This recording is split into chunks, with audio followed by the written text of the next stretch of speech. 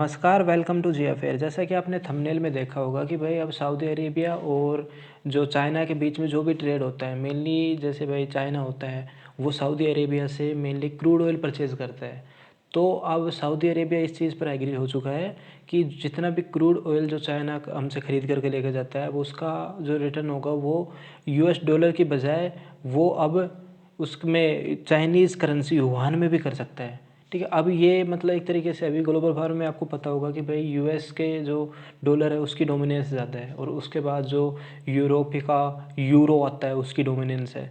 तो अब ये ग्लोबल पावर में जैसे कि भैया सभी ने देखा कि भाई चाइना इस पर जो रसिया है इस पर ऑलरेडी सैंक्शंस लगाए जा रहे हैं। तो रसिया के पास तो ऑलरेडी उसके जो फॉरेन एक्सचेंज रिजर्व में अलग अलग करेंसी गोल्ड भरे हुए थे, इसलिए रसिया को कोई ज़्यादा फ़र्क मारने वाला नहीं है। इसी की तर्ज को देखते हुए अब यूएई ने भी ये डिसाइड किया है कि वो फॉरेन एक्सचेंज रिजर्व में यूएस डॉलर की बजाय डॉलर के साथ साथ सभी करेंसीज़ को वैल्यू देगा, जैसे चाइनीज़ युआन को और यूरो को और इसको गोल्ड को भी अब इंपोर्ट करने लगा है। तो ये सबसे बड़ी न्यूज़ निकल के है कि उसने चाइनीज़ युआन में, चाइना से जितना भी व्यापार होने वाला है वो अब चाइनीज़ युआन में होगा, मेनली तेल का होता है वो।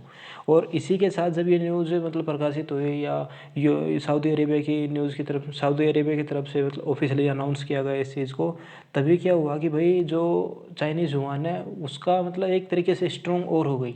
ठीक है, ये निकलते हुए ग्लोबल मार्केट में न्यूज़ सऊदी अरेबिया की तरफ से निकलते ही जो चाइनीज़ युआन था उसका मतलब एक स्ट्रॉन्ग हो गई और 1 से 2% और स्ट्रॉन्ग हुई है, यूएस डॉलर के आसपास जाने वाली है। आज के दिन आपको पता होगा कि एक यूएस डॉलर इक्वल टू 6.72 मतलब 6.72 या मतलब एक तरीके से 7 युआन के बराबर है।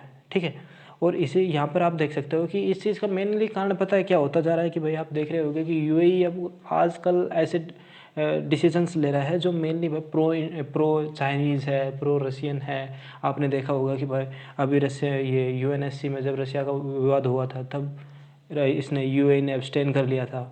ठीक है, और थोड़े दिन पहले जैसे भाई रशिया पर सैंक्शन लगाए जा रहे थे ऑयल के लिए, तो यूएसए के जो प्रेसिडेंट जो बाइडेन उन्होंने कॉल किया था तो उसको भी एक्सेप्ट नहीं किया था इन्होंने।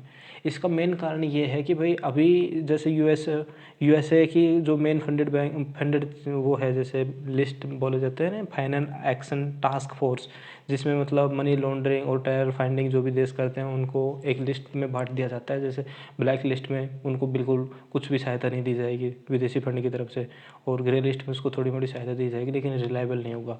इसी तरीके से सऊदी अरेबिया को उसने एफएटीएफ ने ग्रे लिस्ट में डाल दिया था, तो सऊदी अरेबिया को इससे बहुत बड़ा झटका लगा था।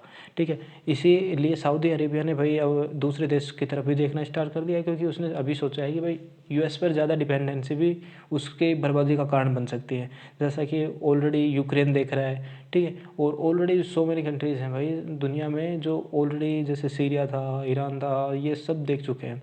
और इसी के साथ कि भाई अब सऊदी अरेबिया जब एक्सेप्टिंग कर रहा है, इसका कारण ये भी है कि अब जैसे ये सऊदी अरेबिया के नीचे एक कंट्री है यमन, उसमें भी भाई हाथी होती वाला विवाद चलता रहता है। तो वहाँ पर भी अब जैसे यमन को भी ये यूएसए है वो फंडिंग करने लगा है स्टार्ट। ठीक है, तो मतलब सऊदी अरेबिया के आसपास के कंट्रीज़ को भी फंडिंग करने लगा है, जिसका सऊदी अरेबिया के साथ विवाद चलता रहता है मोस्टली। ठीक है, अब मार्केट में जैसे भाई यूएस की डोमिनेंस, डॉलर की डोमिनेंस होती थी, लेकिन अब जैसे अब ये निकल के आया ना रसिया वाला यूक्रेन वाला विवाद, इस वजह से अब यूएस की डोमिनेंस भी खत्म होती दिख रही है पूरी दुनिया को, क्योंकि यूएस अब पूरी दुनिया को पता चल गया है कि भाई यूएस सिर्फ सैंक्शन लगा सकता है, सैंक्शंस की पावर है। इसलिए हर देश अल्टरनेटिव खोज रहा है कि भाई इसका अल्टरनेटिव क्या हो सकता है, और रसिया ऑलरेडी अल्टरनेटिव खोज करके बैठा हुआ था। जैसे कि आपको पता होगा यूएस डॉलर सिर्फ रसिया के फॉरेन एक्सचेंज रिजर्व में ओनली 30% तक थे। ठीक है, 30% थे, बिल्कुल ख़त्म कर दिया था उसने एक तरीके से।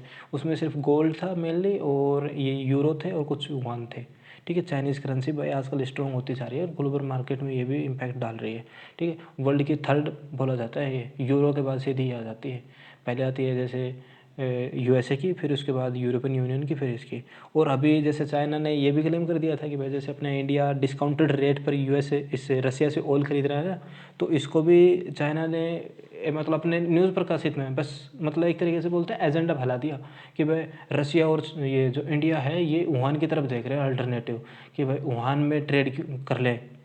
यूएस डॉलर की बजाय। ये क्योंकि रसिया को ऑलरेडी स्विफ्ट से निकाल देगा। स्विफ्ट में जैसे कि मोस्टली जैसे यूरोपियन यूनियन के बैंक थे, उन्होंने रशियन मतलब स्विफ्ट से जो रसिया के मेन बैंक थे ना, जो ग्लोबल मार्केट में जो एक तरीके से ट्रेड चलता है उसमें हिस्सेदारी रहती थी उनकी, उनको निकाल दिया गया है। इसलिए तो डॉलर में और यूरो में फंडिंग नहीं हो पा रही है रशिया को। इसलिए इसने चाइना में ने कहा था कि भाई युआन में करने की कोशिश करते। हालांकि ये बयान ना तो रशिया की तरफ से है ना इंडिया की तरफ से है, ये सिर्फ चाइना ने एक तरीके से प्रोपोगंडा फैलाया था। इससे यूएस भी कुछ हद तक कंसर्न है और यूएस सैंक्शंस लगाने की कोशिश भी नहीं कर रहा है।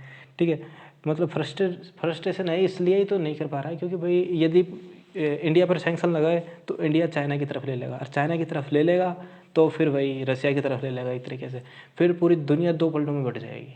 ठीक है, इसलिए इंडिया ही आज के दिन ये है जो रसिया और यूएसए के बीच में बैठा हुआ है, मतलब दोनों जगह पर पकड़ के बैठा हुआ है। ठीक है, यहाँ पर और देख सकते हो कि आप भाई अब देखो सऊदी अरेबिया की जो कैपिटल है वो रियाद है।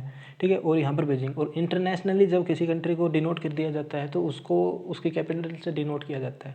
जैसे अमेरिका को अमेरिका नहीं बोला जाता, उसको वाशिंगटन बोलेंगे, रसिया को मॉस्को, चाइना को बीजिंग, इंडिया को न्यू दिल्ली, इसलिए मेनली कैपिटल के नाम पर बोला जाता है। इसलिए यहाँ पर आप देख सकते हो कि बोल रहा है कि इससे जैसे रियाद और बीजिंग का जो युहान मतलब चाइनीज़ करेंसी में जो भी ये क्लियरेंसी हुई है, इसमें पार्टनर बने हैं, मतलब एक तरीके से ये ट्रेड स्टार्ट हुआ है, इससे वाशिंगटन भी कई हद तक कंसर्न हो चुका है यूएस डॉलर को लेकर के, क्योंकि आगे आगे क्या पता भाई यूएस डॉलर का मार्केट भी नीचे गिरने लगे, हर कंट्रीज़ को वो हो जाएगा।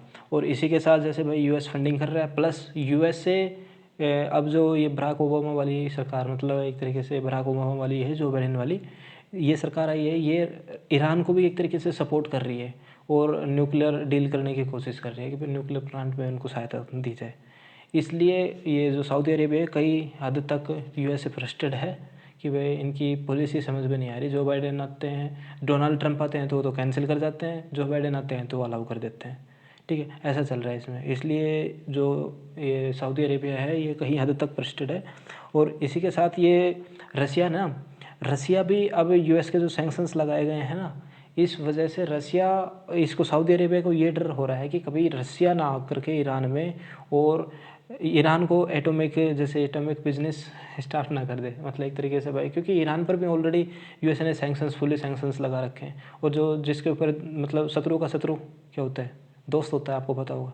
उसी तरीके से ईरान भी यूएसए का शत्रु है और रसिया भी यूएसए का शत्रु है, और शत्रु का शत्रु दोस्त बन जाएंगे एक तरीके से भाई दोनों शत्रु हैं, ये दोनों का शत्रु एक ही है, रसिया और ईरान का, इसलिए दोनों दोस्त बन जाएंगे। और सऊदी अरेबिया इसी चीज़ से कंसर्न है कि कभी रसिया यहाँ पर आकर के और न्यूक्लियर डील ना कर ले ईरान के साथ, और यदि ईरान न्यूक्लियर पावर का कैपेबल बन गया है तो उससे सऊदी अरेबिया को भी दब करके इससे ईरान से रहना पड़ेगा। इसलिए भी कई हद तक ये जो ईरान है, ये सऊदी अरेबिया है, डरा हुआ है, और इसीलिए इसने कॉल भी नहीं उठाई। प्लस एफएटीएफ की ग्रे लिस्ट का मामला चल रहा है, प्लस यूएस के जो बाइडेन आए हैं, इन्होंने मतलब बहुत कुछ अपना फ़ायदा देखा है और कुछ नहीं देख रहे हैं, इसलिए बहुत हद तक चिंतित बने हुए हैं ये जो जितने भी कंट्रीज़ हैं इसके गल्फ़ कंट्रीज़। ठीक है, क्योंकि गल्फ़ में समीकरण हमेशा चेंज होती रहती है जब अमेरिका की कंट्रीज आती रहती है, अमेरिका की जितनी भी सरकारें बदलती है, सरकारों के हिसाब से ही बदलते रहते हैं ये, मतलब उस सरकार की अलग से पॉलिसी आई, इस सरकार की अलग से पॉलिसी आई, कुछ किसी को समझ में नहीं आया। यहाँ पर आप देख सकते हो कि भाई इसने यूएसए ने रसिया पर इतने सैंक्शंस लगा दिए हैं कि रसिया ना चाहते हुए भी ईरान के साथ ये न्यूक्लियर डील कर सकता है। प्लस अब सऊदी अरेबिया को भी न्यूट्रल बन के रहना होगा कि भाई ईरान के साथ, इसके साथ यूएसए के साथ भी और रसिया के साथ भी, अदरवाइज़ रसिया इसमें ईरान में टूट पड़ेगा। ठीक है, और ईरान को फुल्ली सपोर्ट करने लगेगा, इसलिए सऊदी अरेबिया भी अपनी सिक्योरिटी को लेकर के फुल्ली कंसर्न है। ठीक है, और इसी के साथ हम बात करें तो दोस्तों, अब जो सऊदी अरेबिया की प्रेजेंट कंडीशन ऐसी है कि सऊदी अरेबिया को आपको पता होगा कि ऑयल के अलावा कोई भी अर्निंग सोर्स नहीं है सऊदी अरेबिया के पास। ठीक है, और यूएसए की तरफ से बहुत ज़्यादा फंडेड किया जाता है, और जितने भी मतलब डिफेंस आइटम्स हैं मोस्टली यूएसए की तरफ से आते थे अभी तक, लेकिन अब ये सभी कंट्रीज़ की तरफ देखने लगा है। अभी फ्रांस से भी डील की थी, पहले भाई यूएसए से कर रखी थी F-16 की, लेकिन अभी F-35 की थी शायद, F-16 की F-35 की थी यूएसए से। ठीक है, फिर उसको कैंसिल कर करके इसने जो सऊदी अरेबिया ने उसके साथ कर ली, फ्रांस के साथ, और फ्रांस के साथ अब की है रफ़ाल की, ठीक है, जो अपने इंडियन रफ़ाल थे उसी इंडिया ने जो रफ़ाल ख़रीदे थे फ्रांस से, वैसे ही रफ़ाल अब सऊदी अरेबिया भी ख़रीदने वाले हैं। और उसी के साथ जैसे यूएसए का जब ऑस्ट्रेलिया का साथ हुआ था, ओकस संगठन बनाया था ऑस्ट्रेलिया, यूके और इसने यूएस ने मिल करके, उससे भी फ्रांस को सेटबैक लगा था, इसलिए फ्रांस का भी समीकरण अलग से होता जा रहा है। ये मतलब ग्लोबल मार्केट बिल्कुल बदलता जा रहा है। हमारा इंडिया एक मतलब मैं खुद सोच सकता हूँ कि 3 तरीके की सोच उठती जा रही है अब, ठीक है। यूएसए से अब बिल्कुल मतलब विश्वास सबको उठने लगा है, क्योंकि यूएसए की हिस्ट्री बिल्कुल ख़राब होती जा रही है। जब फ्यूचर में जब यूएसए के बारे में हिस्ट्री लिखा जाएगा तो यही लिखी जाएगी कि भाई यूएसए ने अपने फ़ायदे के लिए हर चीज़ की है, ठीक है। चाहे इराक वाला युद्ध हो, सीरिया वाला, वियतनाम वाला, और ये अभी इसमें जापान में भी वो हिरोशिमा और नागासाकी पर बम गिरा था, वो भी सिर्फ इसके इंटरेस्ट के खिलाफ था, ठीक है, इसके इंटरेस्ट के साथ था ये। इसी के साथ दोस्तों, यदि कुछ कमियां रही हो तो मुझे बताओ, और लाइक शेयर एंड कमेंट्स करो।